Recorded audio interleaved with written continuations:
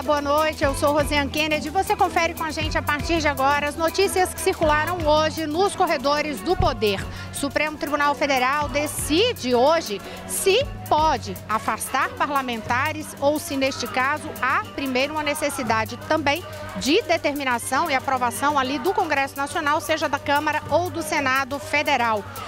Ex-presidente do Comitê Olímpico Brasileiro, Carlos Arthur Nussmann, pede afastamento aí desta presidência. Ele, lembrando que foi preso, acusado ali de participar de um esquema de corrupção para que o Rio de Janeiro sediasse as Olimpíadas. Você confere os detalhes com a gente a partir de agora, aqui, diretamente de Brasília, pela TV Brasil, pela Rádio Nacional e emissoras públicas de todo o país.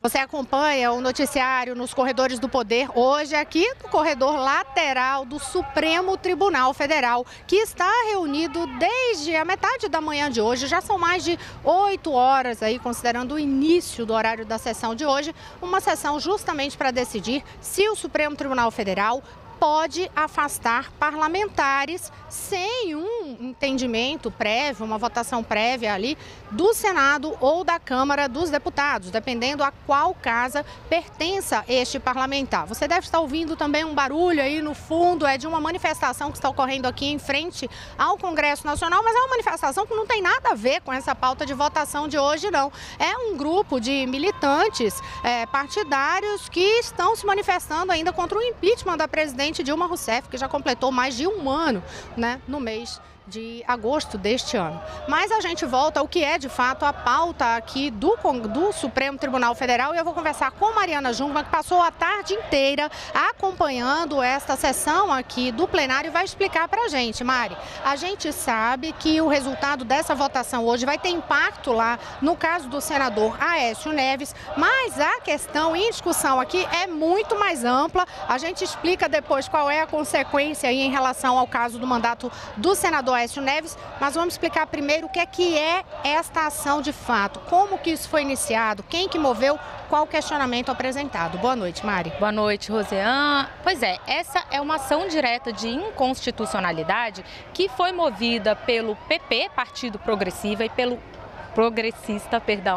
e pelo PSC, na época em que o ex-deputado Eduardo Cunha foi afastado da presidência da Câmara dos Deputados. Naquela época, os dois partidos moveram essa ação questionando se o Supremo Tribunal Federal poderia adotar esse tipo de medida cautelar de afastamento de um deputado do mandato. Na época, a gente lembra, Eduardo Cunha ficou proibido, inclusive, de entrar na Câmara dos Deputados. E aí, então, foi movida essa ação questionando se o Supremo poderia tomar esse tipo de medida e se, quando tomasse, essas medidas cautelares deveriam ser submetidas à votação da Casa Legislativa ao qual o parlamentar pertença. No caso de Eduardo Cunha, seria a Câmara. No caso de Aécio Neves, o Senado. Então, essa ação, Rosiane, ela na verdade foi movida por causa do caso de Eduardo Cunha, mas como somente agora ela está sendo votada, ela vai acabar tendo impacto diretamente no caso já do senador Aécio Neves.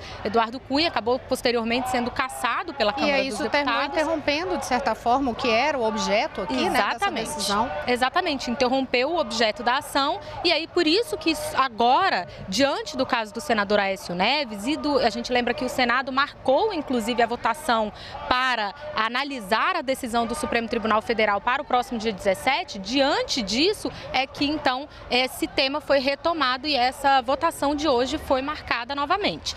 E aí vamos entender então os argumentos, retomando, a gente vai falar um pouquinho mais sobre esse caso do Senado especificamente, depois que a gente trouxer aqui detalhes sobre esses votos, né, Mari? Mas assim, sobre essa votação de hoje, que é uma ação apresentada por 3 partidos políticos, como você ressaltou, é importante também destacar o que dizem os advogados desses partidos. Exatamente, o advogado Aristides Junqueira falou hoje aqui no início, logo na abertura, né, da sessão de hoje pela manhã. Representando o PP, né? Representando o PP. Exatamente. E aí ele argumentou que a ação visava proteger, inclusive, o direito do cidadão, da sua representatividade no parlamento. Então, o argumento dele é de que o Supremo não pode impor esse tipo de medida que impeça o parlamentar de exercer a sua função para o qual foi eleito pelo voto direto. Vamos acompanhar o que ele disse. parece que, numa democracia, a interpretação tem que ser que este mandato há de ser preservado sempre e permitido sempre o seu exercício. Quando eu faço com que o presidente, um parlamentar, seja afastado das suas funções, eu estou fazendo com que o povo seja diminuído na sua escolha. Agora sim, vamos contar o que aconteceu nessa sessão, né, Mariana? Como é que se manifestou o relator e como é que está o placar até agora, inclusive? Olha, até o momento, 6 ministros já votaram, sendo 4, inclusive o relator, a favor de que o Supremo pode sim impor medidas cautelares. A maioria deles, inclusive, acha que que essas medidas não têm que ser submetidas ao crivo do Congresso Nacional. Outros 2 ministros, o ministro Alexandre de Moraes e o ministro Dias Toffoli, divergem do relator e acham que concordam nesse sentido do advogado que esse tipo de medida acaba alterando o equilíbrio entre os poderes e afetando a representatividade do cidadão. Esses votos começaram com o ministro Fachin. Vamos acompanhar o que ele disse. Ele é o relator não só dessa ação direta de inconstitucionalidade, mas também dos processos da Operação Lava Jato. Vamos acompanhar o que ele disse. Estender essa competência para permitir a revisão por parte do Poder Legislativo das decisões jurisdicionais sobre medidas cautelares penais significa ampliar a imunidade para além dos limites da própria normatividade que lhe é dada pela Constituição. É uma ofensa ao postulado republicano e é uma ofensa à independência do Poder Judiciário.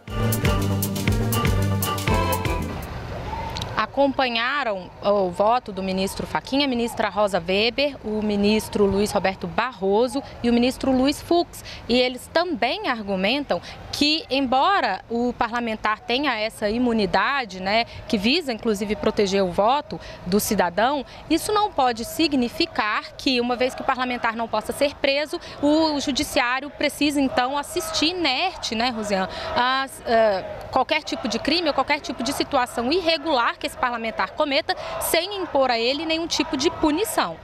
E como é que é o argumento do outro lado, né? Porque a gente lembra, por exemplo, conversando no Congresso Nacional, os parlamentares sempre ressaltam para a gente, né, Mariana, a lembrança de que, historicamente, essa medida de colocar ao crivo do parlamento ali, qualquer decisão punitiva em relação aos parlamentares, foi uma forma, na Constituição de 1988, de evitar qualquer tipo de perseguição, já que se vinha ali de um ranço de ditadura militar. E para que não houvesse perseguição política e alguma punição imediata a parlamentar terminasse sendo meramente perseguição, aí sim se submetia isso ao crivo dos pares deles no Congresso Nacional. Além de eles ressaltarem isso como argumento de que não é porque o parlamentar ficaria imune, totalmente isento de ser punido de alguma forma, eles também fazem uma lembrança de que quando se pode apresentar uma punição, se um órgão tem poder, eu ouvi hoje inclusive, se o órgão tem poder para aplicar uma punição ou decidir sobre uma punição maior,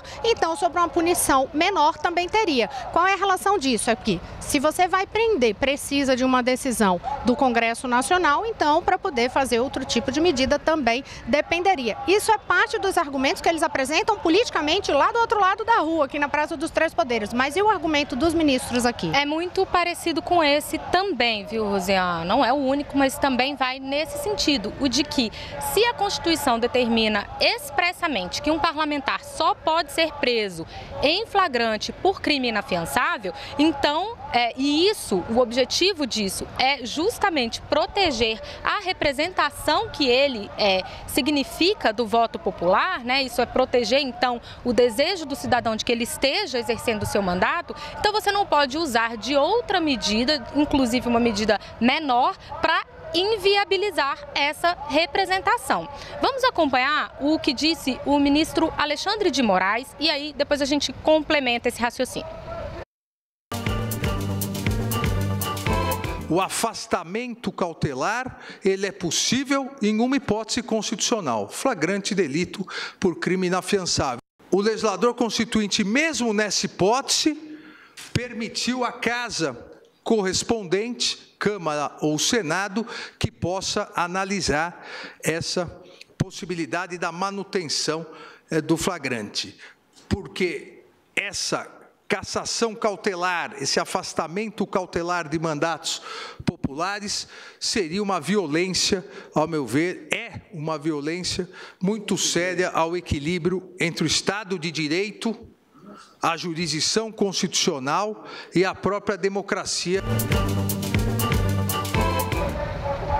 Outro argumento também que foi muito utilizado hoje é de que as medidas cautelares são uma alternativa às prisões preventivas e que parlamentares não podem ser submetidos a prisões preventivas, então, por analogia, também não poderiam estar submetidos a medidas cautelares. Agora, Rosiane, o senador Cássio Cunha Lima, que está na presidência do Senado, substituindo o presidente Eunício Oliveira, que está em viagem ao exterior representando a casa, ele falou hoje, disse que não ia comentar o julgamento enquanto ele não terminasse, porque não ia ser ali um comentarista de julgamento do STF, mas admitiu a possibilidade de que o Senado adie a votação que está marcada se o julgamento não terminar aqui. Ele disse que o Senado decidiu por esperar o resultado desse julgamento e por isso marcou para o dia 17. Então, se o julgamento não terminar, é possível que o Senado, então, adie a sua votação.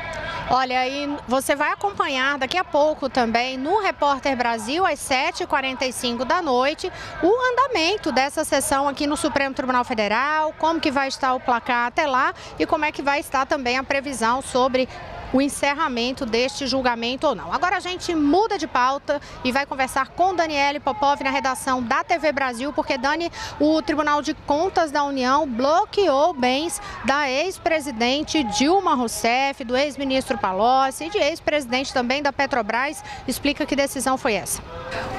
Oi, Rosiane, boa noite. O motivo para o pedido do TCU foram os prejuízos causados na compra da refinaria de Pasadena, no Texas, Estados Unidos, pela Petrobras. Os citados integravam o Conselho de Administração da estatal na época da negociação. Os bens deles ficarão bloqueados por 1 ano. Segundo o TCU, a medida deverá alcançar os bens considerados necessários para garantir o integral ressarcimento do débito em apuração, ressalvados os bens financeiros necessários às suas subsistências, inclusive tratamentos de saúde dos familiares deles dependentes. Dilma, Palocci e Gabrielli ainda podem recorrer da decisão. Segundo o TCU, o prejuízo com a compra de Pasadena chegou a mais de 580 milhões de dólares. O relator do processo, o ministro Vital do Rego, destaca que houve erro nas decisões tomadas pelo Conselho de Administração da Petrobras na compra da refinaria.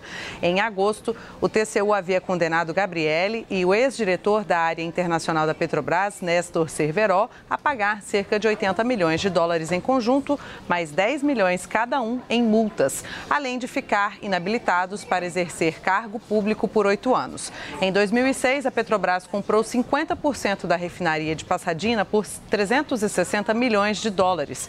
Por causa das cláusulas do contrato, a estatal foi obrigada a comprar toda a unidade, o que resultou em um gasto total de 1 bilhão 180 milhões de dólares. A compra foi aprovada por unanimidade pelo Conselho de Administração da Petrobras. A assessoria da ex-presidente Dilma Rousseff, em nota, afirma que não há prova de ato ilícito praticado pelo Conselho Administrativo da Petrobras, que a compra de Pasadena foi feita com base em informações consideradas íntegras na época, que o próprio TCU já isentou o Conselho da Petrobras de prejuízo na compra de Pasadena e que a ex-presidente vai apresentar recurso para comprovar que não houve ato ilegal ou irregular. Rosiane. Obrigada, Daniele Popov. Agora a gente vai à redação da TV Brasil no Rio de Janeiro, porque Carlos Arthur Nussmann pediu aí renúncia, né? Renunciou ao comando do Comitê Olímpico Brasileiro, né, Maurício? Boa noite. Olá, Rosiane, boa noite. Foi isso mesmo. Essa renúncia aconteceu durante a Assembleia Geral Extraordinária convocada pelo Comitê Olímpico Brasileiro, justamente para debater a permanência de Carlos Arthur Nussmann à frente da entidade. Vários diretores estavam insatisfeitos com a presença de Nussmann, que teve prisão preventiva decretada. Eles acreditavam que a saída de Nussmann facilitaria uma reaproximação com o Comitê Olímpico Internacional, já que desde que o Nussmann foi preso, o Comitê Olímpico Internacional suspendeu o COB da entidade e também suspendeu todos os repasses de verba que o Comitê Olímpico Brasileiro recebia do Comitê Olímpico Internacional. Mas logo no início da Assembleia, o advogado de Carlos Arthur Nussmann leu uma carta que foi assinada por ele, onde Nussmann renunciava à presidência do Comitê Olímpico Brasileiro. Ele disse que pretende se dedicar integralmente ao pleno exercício do direito de defesa. Por isso, estava se afastando em caráter irrevogável da presidência do Comitê Olímpico Brasileiro.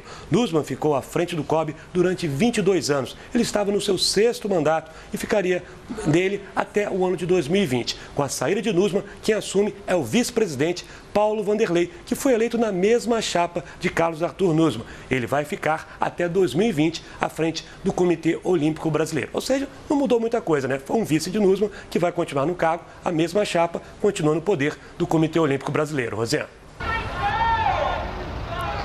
Obrigada, Maurício. E agora, ainda antes do encerramento deste bloco, uma última informação de uma votação que, inclusive, está causando uma polêmica danada, mas foi uma votação que ocorreu ontem no Senado Federal em relação ao julgamento de crimes de militares. Quem vai explicar para a gente o projeto é justamente Carolina Pimentel, editora da Agência Brasil. Boa noite, Carol. Boa noite, Rosiane. Bem, como você disse, o Senado aprovou em caráter definitivo um projeto que autoriza a Justiça Militar a julgar os militares das Forças Armadas que cometerem crimes dolosos contra civis. De acordo com esse projeto, esses crimes cometidos pelos militares, eles deixarão de ser julgados pelo Tribunal do Júri quando os militares estiverem atuando em ações de garantia da lei e da ordem. Um exemplo dessas ações, o que os militares estão fazendo no Rio de Janeiro, reforçando a segurança lá na cidade. Esse projeto agora segue para a sanção presidencial, mas a discussão no Congresso foi bastante polêmica, principalmente pelo fato de que não existe um prazo para a vigência dessa medida e por causa dessa situação do Rio de Janeiro, onde os militares estão ajudando, dando um apoio aos policiais na segurança das comunidades, como a gente vem falando aí, por exemplo, na Rocinha. E esse projeto foi elaborado no ano passado por causa dos Jogos Olímpicos. Então, alguns parlamentares questionam o fato de que ele só poderia valer até o dia 31 de dezembro de 2016. Agora, senadores que defendem essa proposta afirmam que existe um compromisso do presidente Michel Temer de vetar esse trecho. Se o presidente realmente vetar, aí abre uma possibilidade da Justiça Militar poder atuar nesses casos sem uma data limite. Rosiane. Obrigada, Carolina Pimentel. No próximo bloco, você confere com a gente que o governo anunciou novo tratamento para crianças com diabetes. É daqui a pouquinho, eu volto já.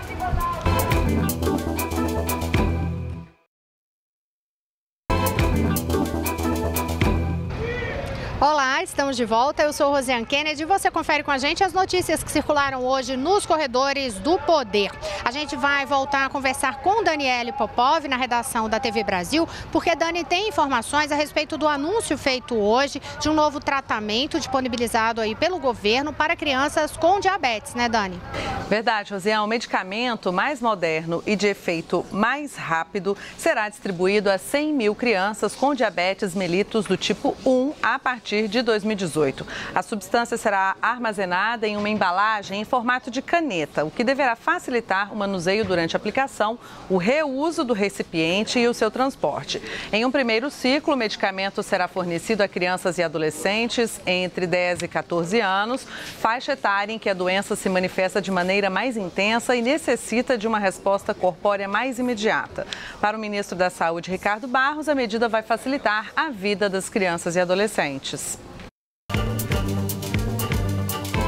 Será um grande conforto para essas crianças, uma segurança na medida em que elas têm a condição de se adaptar melhor a reação da tomada da insulina, e também será um avanço no sentido de que estamos ampliando isso em médio prazo para todos.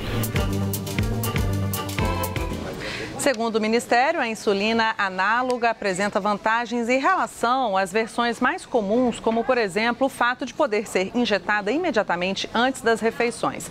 A ação no organismo leva apenas de 10 a 15 minutos, muito menos que os outros dois tipos, que agem a partir de 30 minutos ou até de 1 a 3 horas. Se não tratada, a diabetes mellitus do tipo 1 pode causar danos irreversíveis ao sistema neurológico e dificuldade de aprendizagem. O governo investiu 135 milhões de reais na compra de 8 milhões de unidades do novo insumo. Os pacientes poderão obter o medicamento em postos de saúde e unidades da farmácia popular.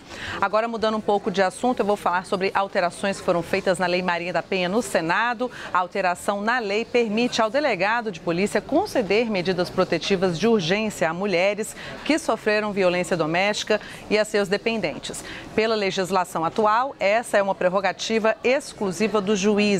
De acordo com o projeto, a concessão de medidas protetivas de urgência pelo delegado só será admitida em caso de risco real ou iminente à vida ou à integridade física e psicológica da mulher e de seus dependentes. A autoridade policial terá de comunicar a decisão ao juiz em até 24 horas para que ele possa manter ou rever essa intervenção. O Ministério Público também deverá ser consultado sobre a questão no mesmo prazo. O projeto também inclui o direito a atendimento policial especializado e ininterrupto, realizado preferencialmente por profissionais do sexo feminino. O texto também reforça a necessidade de que os estados e o Distrito Federal priorizem a criação de delegacias especializadas no atendimento à mulher e de núcleos de investigação voltados ao crime de feminicídio. O texto segue, então, para a sanção presidencial. Falando ainda sobre votações e aprovações lá no Senado Federal, quem tem mais informações é a Carolina Pimentel. Carol? Bem, Dani, é o seguinte, a Comissão de Constituição e Justiça do Senado aprovou um projeto de lei que autoriza o Ministério Público a pedir a exclusão do direito à herança para aqueles herdeiros que tenham cometido homicídio doloso ou tentativa de homicídio contra aquele que deixa os bens. O texto do Código Civil menciona que essa exclusão poderia ser pedida apenas por pessoas com interesse legítimo na sucessão, como outros herdeiros e credores. Por exemplo, agora, segundo o autor da proposta, o deputado Antônio Bulhões, a legislação atual deixa dúvidas de como o Ministério Público pode atuar nesses casos, apesar de o Superior Tribunal de Justiça já ter decidido que o Ministério Público tem legitimidade para atuar nesses casos. O processo ainda precisa passar pelo plenário do Senado. Rosiane. Obrigada, Carolina Pimentel. Outros detalhes no site agenciabrasil.abc.com.br. E agora eu volto a conversar com o Maurício de Almeida a respeito de uma campanha do Tribunal de Justiça no Rio para tentar facilitar aí a adoção de bebês, né, Maurício? É isso mesmo, Rosiane. A campanha se chama Entregar é Proteger. O objetivo é tentar conscientizar as mães que pretendem entregar seus filhos para adoção. Segundo o Tribunal de Justiça, existe muito preconceito nesse tema, por isso é necessário orientar e ajudar essas mães. Quando uma mãe, por exemplo, tem um filho e quer doar esse filho para adoção, o Tribunal de Justiça indica que elas devem procurar imediatamente a vara da infância e da juventude. E aí vai receber apoio psicológico e de assistências sociais para decidir se quer realmente ou não dar o seu filho para adoção. Se ela quiser dar o filho para adoção, pode fazer tudo isso legalmente, sem nenhum tipo de problema, na vara da infância e da juventude. Rosiane. Maurício, agora já que a gente está falando aí de Rio de Janeiro, Justiça e Segurança, enfim, alguma novidade em relação à operação das Forças Armadas que está atuando também na Rocinha de novo esta semana? Sim, as Forças Armadas continuam atuando na Rocinha. Hoje foram 600 homens, ontem foram 550. São atuações pontuais, segundo o Comando Militar do Leste, que devem continuar pelos próximos dias. Os militares vão lá, passam um dia fazendo as operações, depois retornam para os quartéis, ao contrário da ocupação que aconteceu na primeira vez lá na comunidade da Rocinha. As Forças Armadas estão trabalhando em parceria com a Polícia Militar do Rio de Janeiro em busca de fuzis e de drogas que estariam escondidos na comunidade. Estão usando detectores de metais e de pólvora para localizar essas armas que, segundo informações, estariam enterradas lá no alto da favela da Rocinha, onde existe uma região de mata. E hoje a Secretaria de Segurança Pública do Estado apresentou um novo balanço de apreensões e prisões desde o início dos conflitos na favela da Rocinha no dia 18 de setembro. 52 pessoas foram presas, 29 fuzis apreendidos e 36 granadas também foram apreendidas na Rocinha. E 16 pessoas morreram em trocas de tiros com policiais militares lá na comunidade da Rocinha. Rosiane. Obrigada, Maurício de Almeida. E agora vamos conferir com Carolina Pimentel as últimas notícias e destaques da Agência Brasil.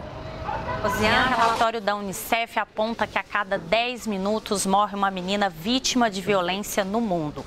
E a Polícia Federal deflagrou a segunda fase da Operação Duas Caras, que apura fraudes contra a Caixa Econômica Federal.